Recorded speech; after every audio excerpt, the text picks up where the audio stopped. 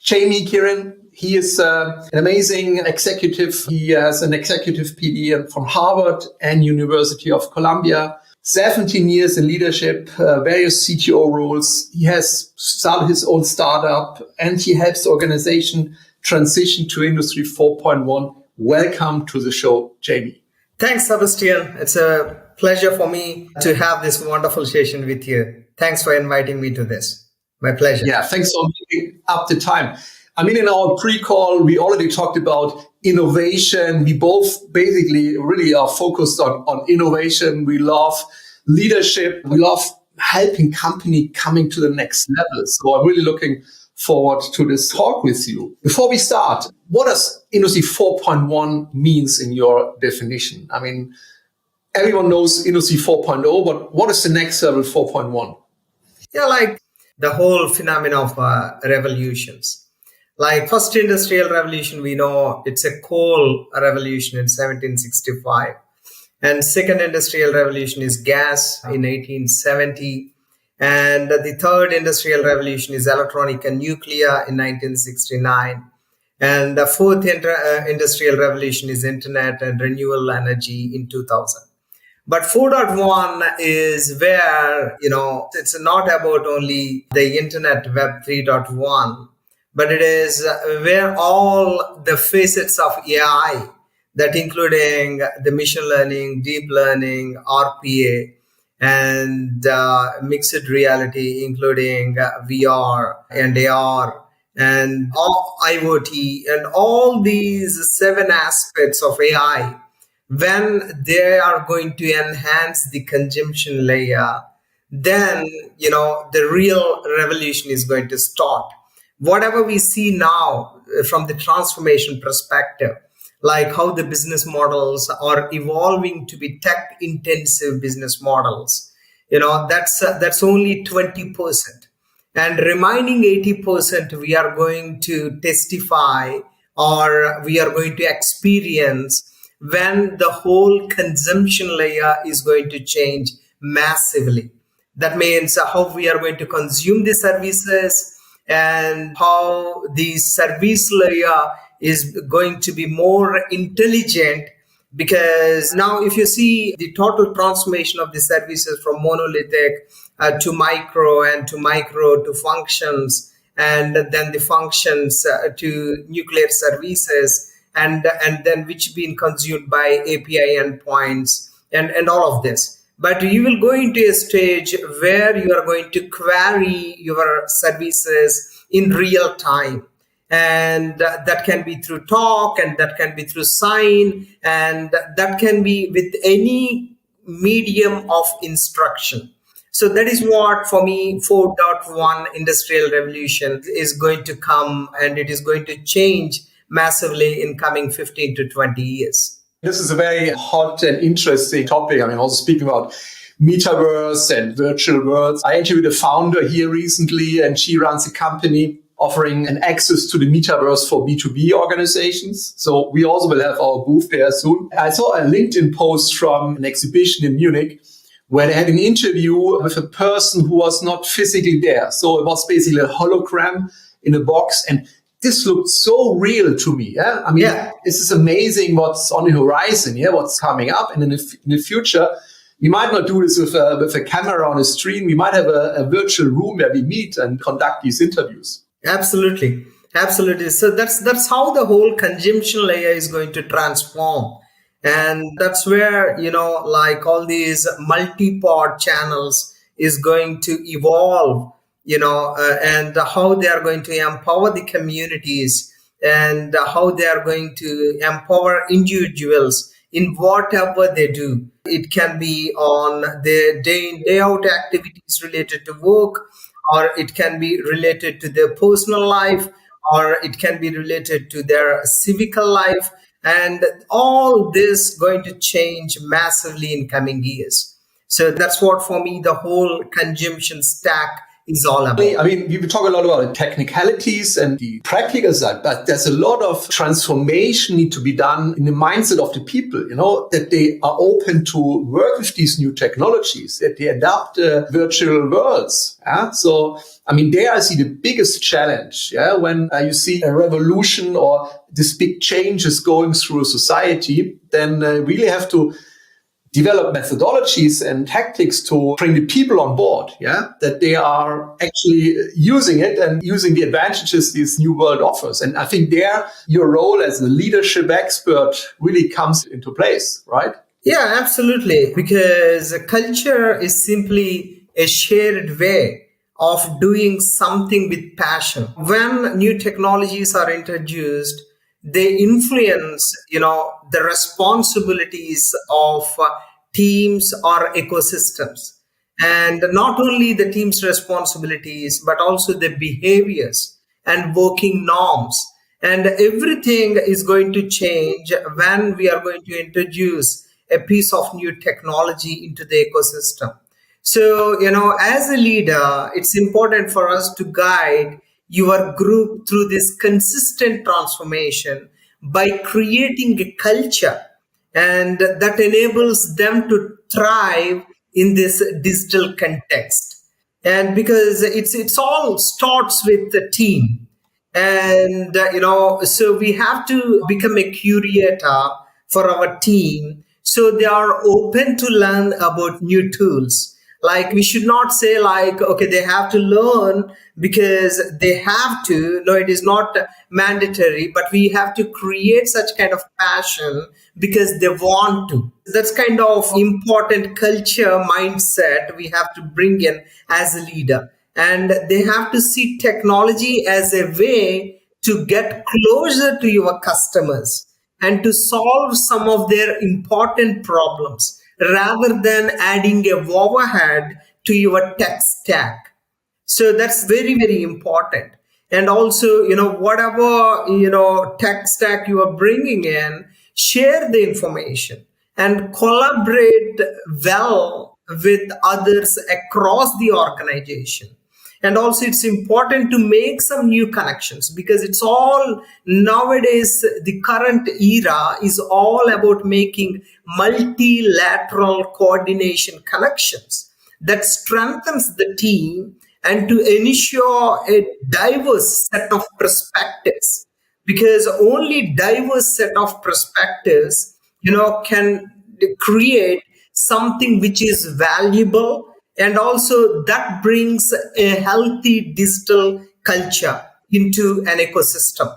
So that's very, very important. I completely agree. I mean, they have to want it. They have to really be inspired and curious about what's happening and to use this new technology, not just for the sake of using technology, but for creating value and serving customer problems. Yeah. And this is so important. And it starts with the leader. The leader has to go in front and he has to live these values, and has to empower the team. And when you look at your current role as a CTO of Atos, where are your primary areas of operations? So what kind of projects do you facilitate? What kind of technologies you use? And how does your team look like? Yeah, like we personally, I deal with many accounts across Benelux. And for me, the important aspect or consideration is to drive profitable growth towards my customers and towards my accounts. And at the same time, how to maximize the returns on the invested capital from the organization. So this is, very, very important, for me, how I deal day in and day out work. And for me, it's important to understand, what customers are, consuming, and what is customer value proposition, and how I can make them more enhanced in regards to have their competitive advantage towards the other customers. And also, when I talk with customers, I'm representing the Atos brand, and also the trust and relationship is also important. So that's what we do. And also how we are going to see the problem of the customer. Then we can see, how we are going to digitize, that particular gap, and to enhance the customer experience, and also to enhance the business processes, so their customers and the communities will have more enhanced driven value. So that's what I do. I also have a startup which is called Healthy Picks, and that is where the leadership for change in regards to innovation is coming in my career ladder. Because innovation, as we all know, in simple terms, we have to sense the needs and opportunity and tuning them into a context, and then create some valuable content. And also we have to make sure the team are empowered with the joint vision, so they're stimulating the breakthrough ideas. And also it's important to have a clear communication with inspiring vision, so we can take them along, and also developing the dream together, which is going to, nurturing the working team, and so that we can all master the difficult middles with persisting and persevering way of working. And also, I believe in celebrating, like small deliverables, and where we can make everyone as a hero of the team. So these are some of the way I love to do the leadership in the organizations. But at the same time, like what actually leadership needs, I believe in three principles. One is create clarity. Clarity is the first trait that great leaders and managers possess, whom I see through in my career growth. And while your team may be able to tread the path on their own, if it is clearly defined during the time of turbulences and uncertainties, that's where the potential leadership is what the people is look up to, because that's where we can help them to navigate towards the difficult periods and towards different horizons. I say clearly, leaders have this amazing uncanny capability of bringing clarity into a situation where none exists. If everything is defined, exists, and known, then managers are enough. We don't need leaders. For me, it's very clear you can't call yourself leader by coming into a situation there is by nature uncertain and very ambiguous and create confusion. But giving an advice on being a leader, you have to create a clarity where none exists. So for me, creating clarity is very important. And then the second one is generating energy is also very, very important, because great leaders, I believe, generates energy. That means although providing clarity to your team is in uncertain times is prime important, but at the same time, it is not only the attribute as a leader is expected to display. It's also important to be passionate and enthusiastic about what you do in one of the top leadership traits. And also you have to create this spark of energy by creating some inclusive environments, and also where team can able to discuss even the uncomfortable, uncertain, and very complex issues in a trusted platform. That is what it is about. And in short, key line is bringing everyone together and driving them with passion and building good chemistry to achieve great things. So that is all comes by creating energy. And of course, the last one is we have to deliver success regardless of the circumstances, because success does not happen overnight. The path of success invites a fair share of struggles. Truly, leadership would be a piece of cake if there was no roadblocks on your way. If the competitor don't launch their product, then your product is master. But it's always important to create a competitive advantage to make it scalable, future sustainable. So, we have to drive the success in regardless of what circumstance, we are facing. So these are, three leadership principles what I love to practice and adhere in my day in, day out life. I love these principles. I mean, I will always describe the current situation in this acronym VUCA. You probably, I mean, you know it, volatility, uncertainty, complexity, and ambiguity. And our job as a leader is to create an antidote to VUCA. Yeah. As you said, clarity is an antidote for the complexity. Yeah. We need to create a vision as an antidote for the volatility. And we need understanding for among our people that they deal with all this uncertainty. And as an antidote for the ambiguity, well, we need to be agile. We need to really be able to react and come up with new solutions. And I love the energy part. I mean, I'm also a very energetic person, and we run events, we run a lot of trainings for high performance teams. And I always come in with a lot of energy, you know, and I let people really. Sometimes we play music, you know, they dance, they jump around, and creating this power, yeah, which really helps people transform, yeah, helps people to take on all this content instead of having a boring 9-to-5 lesson where you just draw things on the wall. And in the end, I completely agree. I mean, in the end, we have to deliver success. Yeah, we need results, and we need to deliver something and create success. So I really love these 3 principles. Thanks for sharing. Yeah, because you picked it up very well, and generating energy is overlooked, but that's very, very key and core, because you have to build up the significant reserves of energy so that you can maintain effort and focused for sustained periods of time, because consistency is important.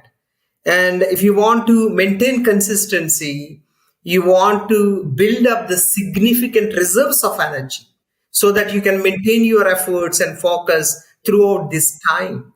And also this energy will provide a care for mental and physical well-being as well, which will bring the positive emotions at our work and also at our life.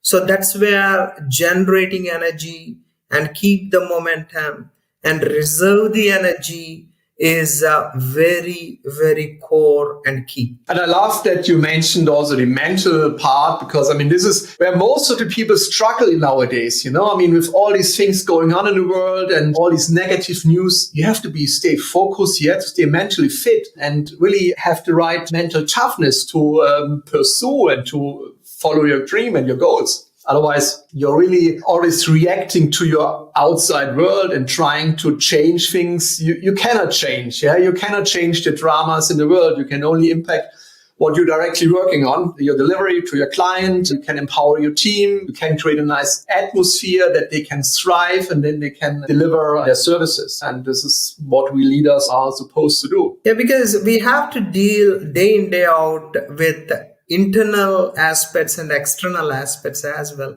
Internal aspects like identity, and as a person, what values you have and what values you drive, and standards of excellence, what is being demanded by you in your ecosystem. These are all some of the internal things.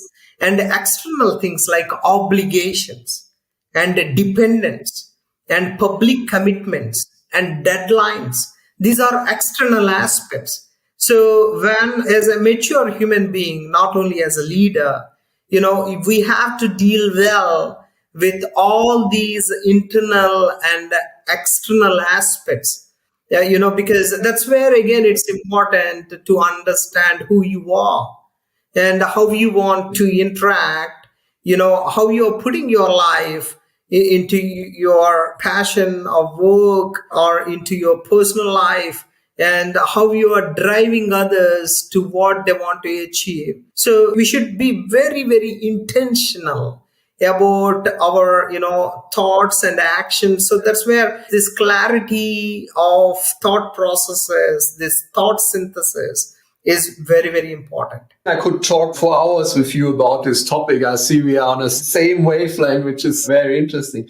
Tell us a little bit about your story. I mean, about your past, about the experience you made in the different universities, and then how you transitioned to the different CTO roles. Where do you see the main learning aspects from this period? Yeah, like after I completed my higher education, Then I started my career in Malaysia in one of satellite communication company as a tech lead. That's my first job. And over the time, I blessed with very good, kind managers who later converted as my mentors. To name some of them, Christine Pullett. She used to be a global executive in Cargill, where I worked with her while we are unifying Provimi and Cargill into one ecosystem. And she taught a lot of valuable business key aspects to make me business active. And also now she's coaching top 20 Forbes, and still today she's my mentor. And also Raja Vadapati, who is retired global GM for IBM, and he also very kind, and he has given me a great chances in my career,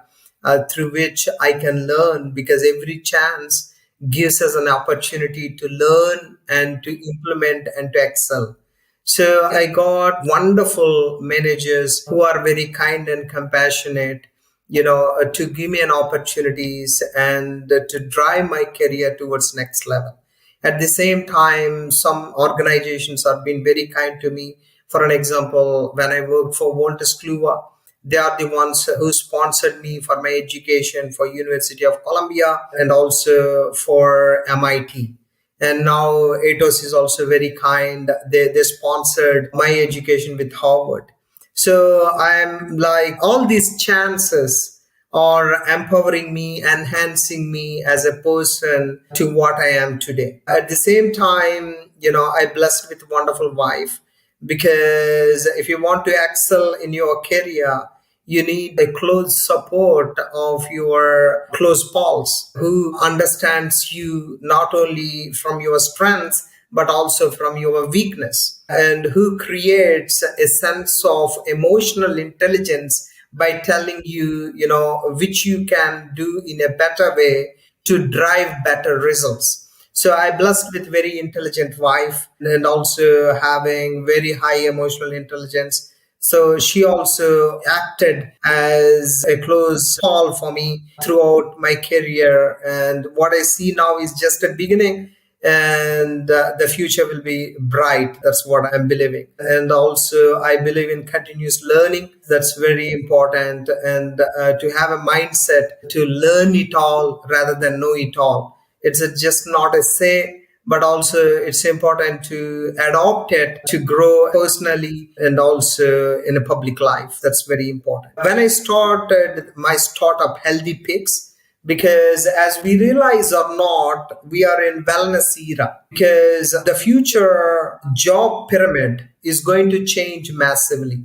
What I mean is, most of the jobs which is having repeated tasks, or which is very known to us, or which is being described well, or which is having good documentation, those kind of jobs will be taken by CI layer, that is called common intelligence, where we need logic and where we need much more higher intelligence. They will be taken care by AI and seven facets of AI. And then the top block in the pyramid is RI, the real intelligence. That's where the people or the advisors or all this, driven force is going to sit in the pyramid. And at that time, wellness is going to be the core vital aspect of our lives. So there are a lot of health apps and there are a lot of wellness apps, but there is a clear gap on aggregating all vital aspects of a person which drives wellness. That's where I see a clear problem. And that's where, I came up with this Healthy Picks along with my other co-founder called Dicky Massey. And now we have launched that app, and the main objective of that app is understands a person as they are, and we are calling it as a U factor.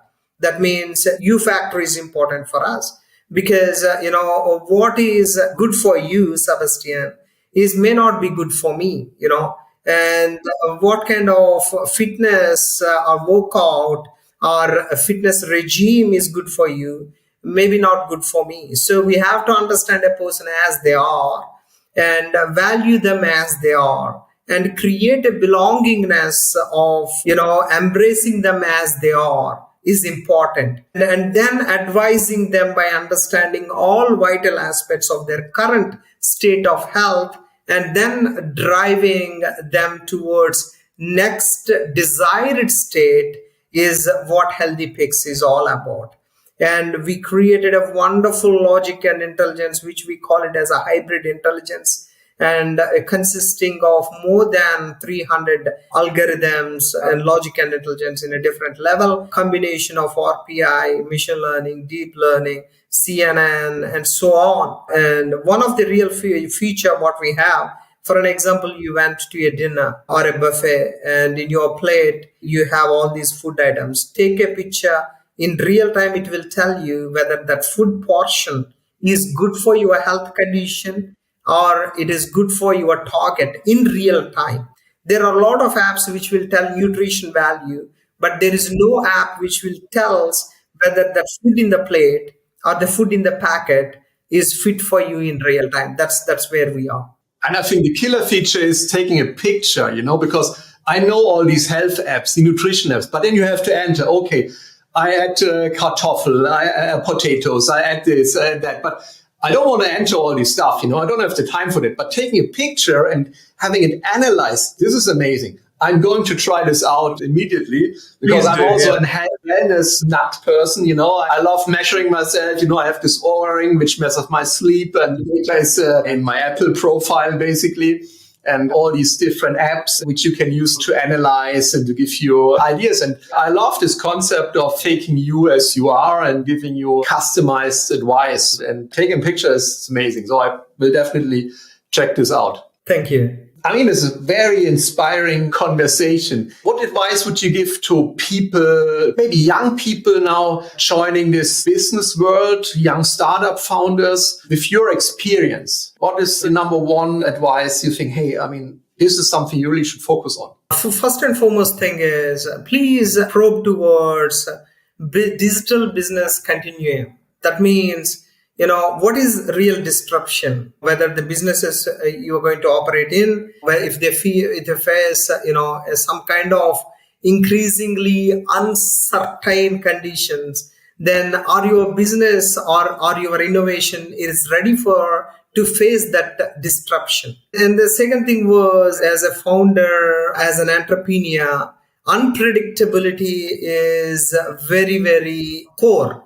Because as a result, it is no longer possible to predict the outcomes with certain certainty. So are you ready to embrace unpredictability? And then the other part is, how is your adaptability and innovation? Not only from the current requirements, but also on the long-term plan. What kind of, adaptability and innovation roadmaps, you are thinking about. And the last one is look into the 360 degrees approach to run either your product or your ecosystem to ensure it's adaptable in the marketplaces by driving the value, not only to the business, but also enhancing the value to the end customer through your innovation. So this is what I will ask the younger generation to inherit, and also be very open, because it's a journey. Entrepreneurship is a journey where people don't believe until unless the product is being proven and value driven from the business layer and from the end customer perspective. And that will take certainly time. And nowadays, we can say all these business models saying that, okay, what is your customer? What does your customer value? And how do we make money? But let me be very important about where are we heading. Analyze it on day in, day out basis and try to minimize a price to make, because whatever price you are investing in to make a product, always try to minimize that and increase the price to sell. Then your dream or your goal will be very instrumental. And also always try to open to understand the positive outcomes, either it is small or big, how I obtained this, and what is the benefit group from this, and what are the targets, and which steps are tangible and which will really driving you towards the real goals. And all this is very, very important. And also be a dreamer. That's also very important. So this is what I will say to the younger generation, or to startup founders, and also understand the diminished behavior. Like if you don't have transparency to make decisions or to analyze decisions, try to improve that, try to learn, and try to communicate and establish some forum of advisors. They can be mentors or thought leaders, and try to consume the knowledge as much as you can, and also try to communicate based on the market trends. And yeah, these are all some of the important things. Yeah. I can only recommend listeners to listen to this recording multiple times, because there's so many insights and gold nuggets you are sharing for business leaders, for startup founders. Thank you so much. I mean, I can relate basically all of them. I'm in business for 25 years now. When I started, I mean, business was so predictable. Yeah. I mean, the first 10 years, I mean, things hardly changed that much. When I compare now in a month, I mean, there's so much happening and so many changes. So you really have to be agile. You have to accept that it's not unpredictability. Yeah. Exactly. An amazing, very important skill. And as you said, working with mentors. I have mentors, I have coaches. I mentor and coach other CEOs and startup founders. So this is very important, to exchange ideas, to have someone who's there to listen to you, and give you honest feedback and help you transition and grow. So thank you so much, Jami. And the last thing, if you allow me, I also want to emphasize one major aspect for the young leaders called digital mindset. It is not only a jargon, but it's very important.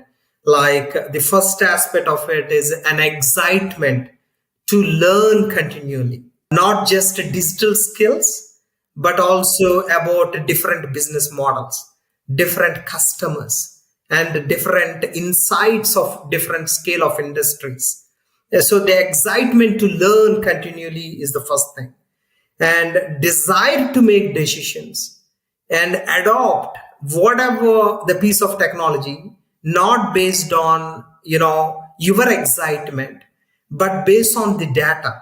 So make only, data driven and content driven decisions. So that is the second thing. And last thing is a habit of staying knowledgeable about emerging technologies. Like, okay, how this technology can emerge in near future. And that kind of awareness will help us to inform and to improve our decisions day in and day out. Thank you again. Yeah. Thanks, Jami. What an amazing conversation. Thank you so much for your time. I mean, we definitely will stay in touch and continue to see how the world is evolving and how technologies will change the way we interact and create value. Thanks a lot and have an amazing day. Thanks a lot, Sebastian, for this wonderful podcast. It's my honor to be here. And thanks for all, value-proof questions.